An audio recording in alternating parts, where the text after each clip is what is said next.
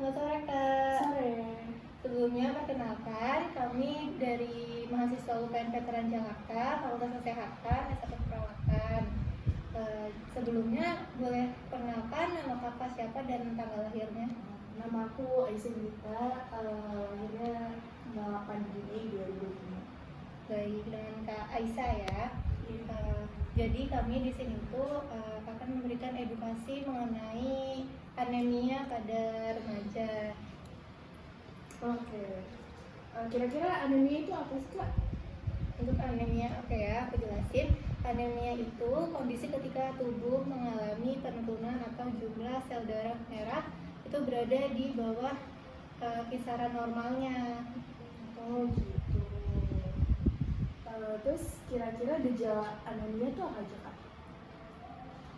Untuk gejala anemia itu sendiri itu biasanya ada pucat, bibir tuh pucat, terus telapak tangan juga pucat, mudah lelah, terus mengalami perubahan suasana hati, kulit dan mata itu juga jadi kuning, detak jantung juga lebih cepat gitu.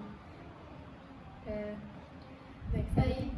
Selanjutnya di sini ada penyakit penyerta anemia nih Kak. Biasanya yang pertama itu tidak bugar dan mengalami penurunan produktivitas. Jadi kayak kakak tuh ngelakuin kegiatannya tuh kayak bermalas-malasan, terus kayak sering capek kayak gitu. Terus ada penurunan imunitas. Nah biasanya tuh pasti nanti kalau kakak ada anemia nih biasanya nanti kayak gampang sakit, terus gampang lemes kayak gitu Kak. Terus ada mengalami penurunan prestasi dalam belajar karena kakak kurang produktivitas, jadi kan pasti belajar tuh malas-malesan. Nah itu tuh akan mengakibatkan nilai kakak dalam pembelajaran.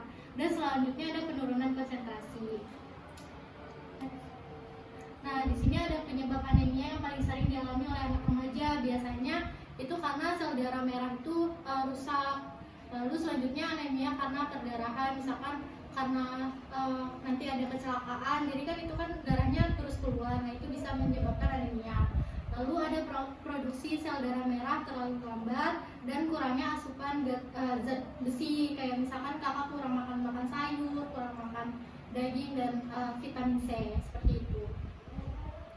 Nah sebelumnya kakak tahu nggak kayak cara mengatasi anemia tuh apa? Belum ya. Nah di sini aku mau kasih tahu ya cara mengatasi anemia pada remaja. Nah yang pertama itu ada obat atau suplemen zat besi. Biasanya tuh kalau di sekolah-sekolah biasanya setiap bulan bakal dikasih tablet tambah darah. Itu bisa dikonsumsi untuk mengurangi gejala anemia. Lalu selanjutnya ada perubahan pola makan, terus transfusi darah. Tapi biasanya transfusi darah ini bisa dilakukan jika hemoglobin kakak tuh udah kurang dari batas normal. Biasanya kalau batas normal itu 12 sampai 16. Lalu ada pengobatan penyakit lainnya yang menjadi penyebab anemia, lalu mengkonsumsi makanan kaya akan vitamin C dan mengkonsumsi makanan yang mengandung banyak zat besi. Seperti itu Kak. Nah sebelumnya apakah ada yang ingin ditanyakan Kak? Kira-kira pernah nggak sih ada kejadian langka untuk kasus anemia?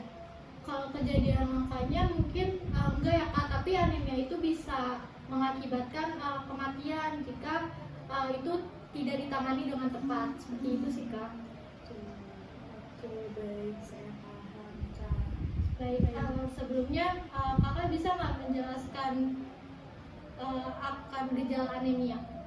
Pertama kalau dari pemaparan kakak-kakak tadi ada bibir muka pucat, terus juga suasana hatinya gampang berubah, mudah lelah juga, terus kepala tuh gampang pusing, mata berkunang-kunang, terus detak jantungnya jadi lebih cepat, kulit jadi kuning, tangan kaki dingin, kayak gitu sih kayak tadi. Baik, berarti kakak udah mulai paham nih ya tentang anemia. Iya, Kak. Dan kakak tahu kan cara mencegah anemia itu seperti apa? Iya, sudah. Terima kasih, Kak. Ya baik. Apakah ada yang ingin ditanyakan lagi Kak? Sudah cukup jelas, Kak. Baik.